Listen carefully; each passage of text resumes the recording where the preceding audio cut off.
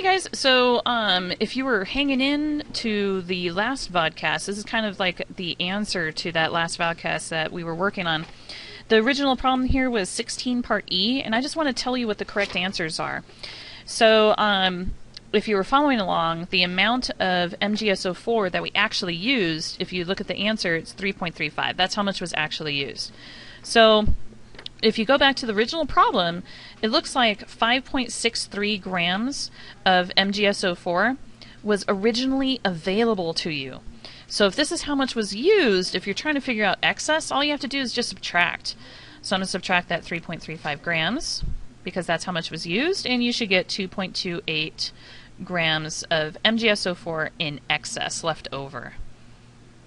Alright, there's one more part to this problem on 16. They also want you guys to figure out the percent yield. So in the original problem, reread it, they said that they were able to make 1.35 grams of K2SO4. Now if you look back at the previous video that I created, it looks like we were supposed to make, our theoretical yield, what we were supposed to make was 4.85 grams of the K2SO4. So you see how I put what I actually got on the top, what I was supposed to get on the bottom, and then just timesing that by 100 will give you a 27.8% yield. That's pretty low. Alright, so there's your percent yield, and there's the amount excess. So question number 16 is done. Alright, I'm sitting here with my first period class, and they've picked a really good question. They would like to look at number 17 on the study guide. So on number 17 it says, for the following, determine if the reaction is going to work. If it doesn't, you have to say why. But if it does, you need to show the balanced reaction, the net ionic equation, the half reactions, and you also have to label those half reactions as being either oxidation or reduction. So on 17 part A, they have you working with magnesium and hydrochloric acid, HCl. So this is a single replacement reaction, and the way that you tell whether or not these work is you have to look at your metal reactivity series. So if you look in here, inside here, magnesium is inside this middle box. And this middle box says that these metals will displace the hydrogens from acids. Alright, but just for giggles, let's look at the one up here, up on the top. The box on the top says that it will displace hydrogen from water. And that means that basically the ones on the top will react with acids and water. So anyway, magnesium though, it looks like it's only going to react with acids but not with water. So if you look at part B, he's trying to react with water. And this is a reaction that's not going to work. And so you just say no reaction, and then the reason why is because it has it's not reactive enough. Alright, so on part B, not going to work, not reactive enough. But on part A, we're good to go. We know this one's going to work. So let's get this guy going. What we have to do is predict our products. So magnesium is a metal, and when he reacts, he will probably create positively charged cations. So on the other side, this magnesium is going to have a positive charge. The question is, who is he going to be attracted to? Is he going to be attracted to the hydrogen, or is he going to be attracted to the chlorine? And to answer that, you just have to remember, what does hydrogen make? Hydrogen makes positive ions. And chlorine will make chloride, which is a negative ion. So remember, magnesium, when he comes over here, he's a metal, he's a loser. He's going to have a positive charge, so he's going to want to be hooked up to something that is negatively charged, and that's where your chlorine will step in. Alright, so the chlorine's going to hook it up. Magnesium has a positive 2 charge, chlorine has a negative 1 charge, so when you make these compounds on the product side, you have to rebalance their charges. Alright, so magnesium is positive 2, chlorine is negative 1, so the correct formula there is MgCl2. And the hydrogen right here, he got kicked off. The magnesium pushed him out. So what does he turn into? Yeah, hydrogen gas. And just remember that hydrogen gas is diatomic, so we're going to put a little 2 right there. And this is a gas. Alright, since we know that we have to do, you know, the net ionic equation and everything, we need to start labeling the solubility. So double check your solubility rules. I'm going to read the rules for chlorides. All chlorides are soluble except silver, mercury, and lead. Well, we don't have silver, mercury, or lead connected to your chlorine, so this guy's going to be soluble, which means aqueous, able to dissolve in water. Acids have hydrogen ions in the front. I told you to treat hydrogen as if it were an alkali metal. Anything with alkali metals in the front are always going to be soluble. So all acids are soluble. So we're going to label that guy AQ. And this is a strip of metal, so we're going to put solid. All right, so there is the reaction with the solubility labeled. What's missing at this point? There's something wrong, and you cannot proceed until you fix it. Balance the whole reaction, that's right. So over on the left, you see how you only have one hydrogen, but then on the right, you guys have two. All right, so let's balance that out. I'm going to place a coefficient of 2 in front of the acid. That'll also give you 2 chlorines, but as you can see, we kind of needed to have 2 chlorines in the first place. All right, now that the reaction is balanced, we're going to go through the next step, which is to break apart anything that says AQ. Aqueous means able to dissolve. That means that you're going to make ions, and this is only something that you can do for the AQ. You cannot break apart ions on gases, liquids, or solids. You can only break stuff apart that says aqueous. All right, so down below, I'm going to do what's called a total ionic equation, where I show all the ions. So this is a solid chunk of magnesium. You can't make an ion out of him, so he's done. But you see the aqueous? On the acid, we can make ions. What kind of ions do acids make? Well, they make hydrogen ions, right? You guys know that from your pH. So I am going to break this guy apart, and I'm going to make hydrogen ions dissolved in solution. But how many hydrogen ions do I have? And keep in mind with the coefficient, how many hydrogen ions does this guy have? Yeah, he's got 2 there because you've got 2 of the compound, so there should be 2 hydrogen ions. How many chloride ions should I include? Yeah, there's 2 of those as well. So I'm going to get a coefficient of a 2 in the front. Remember, if you're showing more than one ion, you need coefficients. So if you show more than one ion, you're showing coefficients. Don't put them in parentheses. Don't do any subscripts or anything crazy like that. Ions get coefficients if there's more than one. All right, let's go to the product side. On the product side, you have another aqueous compound, so we're going to break this guy apart as well. Looks like you got some magnesium. He ionized, so you're going to check his charge. He's a positive 2. Make sure you label him as aqueous. And the other ion that's connected to magnesium is the chloride ion. All right, so what is the chloride ion? Look over on the left side, you see? He's right here. That's what he is. He's chlorine, and he has a -1 charge, and he is aqueous. This is what the chloride ion is, but how many did you have in the compound? You had 2. So if you need to show more than one ion, how do we do it again? Coefficient in the front. There you go.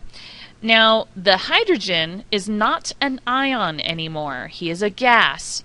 So remember, you don't ionize solids, liquids, or gases. So you just leave them as they are. There he is, no charge. All right, so what you have here is something that we call the total ionic equation. What we do at this point is we eliminate something. What do we eliminate, guys? Yeah, why are you eliminating chlorine? He's what we call your spectator ion. Do you see how chloride did not change? He's chloride here, he's chloride there, he's an ion dissolved in solution. So we remove him, and it's only the ions that you ever remove, by the way. I don't know if you ever knew that. They are called spectator ions, right? All right, so at this point, we've identified your spectator ion. We are removing those, and what you have left is called your net ionic equation. When you take the spectator ions out, you have your net ionic equation. All right, the next piece from here, and it only can be done in single replacement reactions. You can only do what I'm about to show you in single replacement reactions. We need to do the half reactions. Okay. So when we do half reactions, we only look at one thing at a time. So let's look at what happened to magnesium. I'm going to look at magnesium. He started on the left side as a solid with 0 charge. Remember, solids, liquids, and gases have 0 charge. He has 0 charge. What became of him? What did he turn into?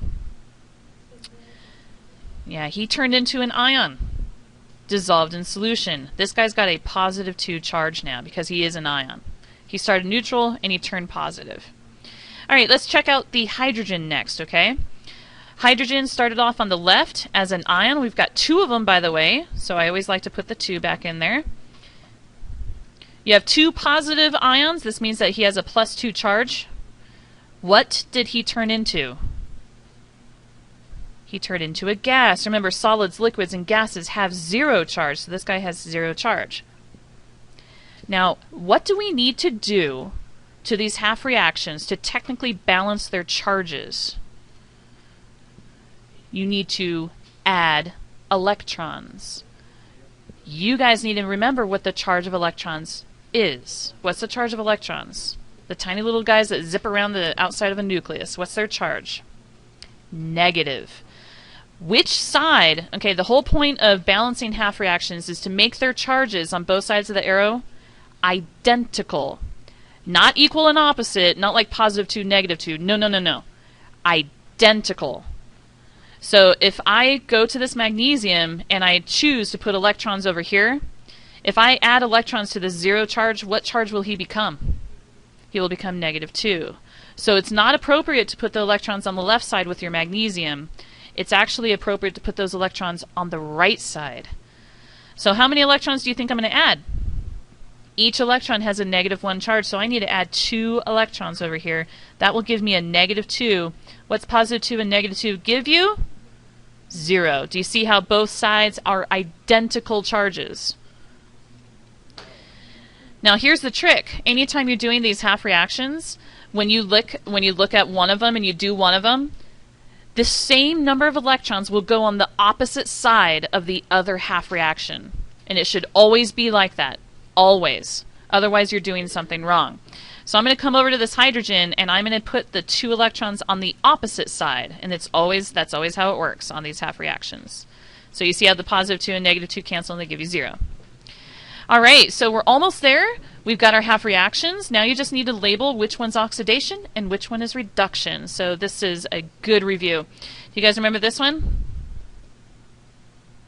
Oil rig. What does that mean? Yeah, oxidation is loss of electrons.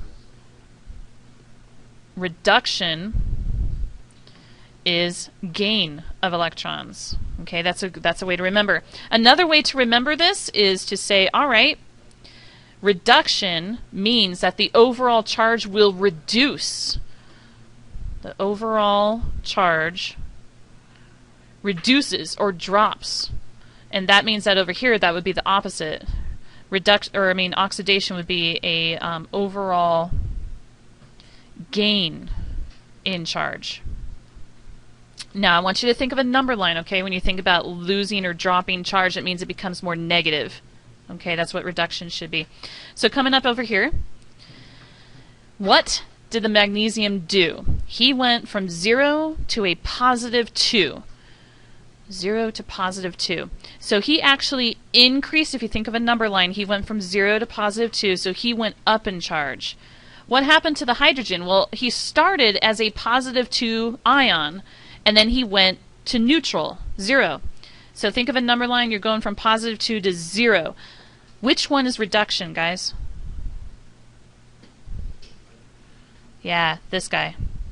Your hydrogen was reduced. He went from a positive 2 to 0. This guy was oxidized. Now, if that doesn't work for you, here's another way to think of it. The magnesium started off as a neutral atom. Do you guys remember how all metals are a bunch of losers? They like to lose electrons. You guys remember that? When they lose electrons, what charge do they become? They become positive, right? So when you lose stuff, when you lose negatively charged material, you become more positive. You will increase your overall charge. So oxidation is lost. When you lose electrons, you become more positive. And so that will also kind of help you, I think. All right, really good sample problem for you guys to look at. I hope that helped you guys out. All right, we're back. The next question that my students have chosen is question number 22. All right, so we're going to check this one out. I was just telling my class, and I want to make sure that everybody knows, I really, really, really need you guys to do these problems in order. Even though we're doing them out of order in the vodcast, it's just because some of the questions are pretty easy, and you can probably do them yourself. So please, oh please, oh please, put those problems in order. I refuse to grade final study guides that are out of order. I won't grade it, okay? All right. You can cut those problems out with scissors or whatever and like glue them down. I don't care, but they need to be in order. All right, question number 22 says a sample of oxygen gas diffuses, oh yeah, I remember this, 50.8 centimeters in 2.0 minutes. And it says, how far would a sample of krypton gas diffuse in the same amount of time under the same conditions? So krypton, question mark. And by the way, this is oxygen gas, O2. Okay. Do you guys remember this question kind of like with the, we did a warm-up. We did a warm-up way back, and it was almost identical. I think I just actually, guys, I think all I did is just change some of the values. Okay. All right, so back in the day, we had this formula that we used. We said that the rate of substance A over the rate of substance B is equal to the square root, and you would put the molar mass of the B on the top over the square root of the molar mass of A on the bottom. But what I like to do is I like to kind of rearrange this particular formula, and I like to say that the rate A squared times the molar mass of A is equal to rate B squared times the molar mass of B. And it's the same formula, just kind of rearranged, okay, to make it look better. It looks nicer that way. So for oxygen, the rate is how far it goes over a specific amount of time. So this guy's rate, the value for his R, would be 50.8 centimeters over 2.0 minutes. We don't know this guy's rate, krypton. We're like, don't know that one, question mark. Okay, we also need molar mass, right? So the molar mass of oxygen, make sure you're doubling the mass because it is a gas. So this guy's molar mass would be, what's 16 times 2? That's 32. Yeah, so 32.0 grams per mole. And the molar mass of krypton, remember krypton is a noble gas, so we're not going to double up his mass. Krypton is 83.8. 83.8 grams per mole. All right, we got everything all lined up. I'm just going to arbitrarily call oxygen A. So I'm going to just go A, and we'll call krypton B. Okay, B. All right, so let's go down here and let's plug in what we've got. So again, I'm calling oxygen A. Okay, so I'm going to get the rate of oxygen. I'm just going to put in the fraction, which was 50.8 over 2.0 squared. The molar mass of this guy was 32.0. Okay, and rate B we don't have, so I'm going to go like this, R sub B squared. But I do have his molar mass, and the molar mass was 83.8. All right. So let's pick this guy apart, okay? This is what you're trying to get by itself. Right now it's being multiplied by 83.8. You've got a fraction over here that needs to be squared. You've got a lot of stuff going on. So the best thing to do is just try to pick it apart and reduce, reduce, reduce. All right, so I'm going to go after the fraction that you need to square. I'm going to tackle that guy first. Okay, so let's take the 50.8 divided by 2. Get that on my calculator. I got a value. The value that I'm looking at right here is 25.4. But I need to square that, so I'm going to square it. Okay, this value right here comes out to be, and I'm not clearing this off of my calculator, I'm just showing you. This is 645.16 times 32.0 is equal to R squared times 83.8. Okay, let's see if we can kind of further reduce some of this stuff. I'm going to take the 645.16 and I'm going to multiply that by 32. And then you guys see this value right here? I'm going to divide by 83.8 on both sides. So I've got my answer. I'm looking at the what I did is I multiplied 645.16 by 32, and I got about 20,645.12, and I'm going to take that value and I'm going to divide by 83.8. You see how I'm not clearing my answer at all. I got 246.3618. It keeps going. And that would be equal to your r squared. So now how do I get just r? Not r squared, but r.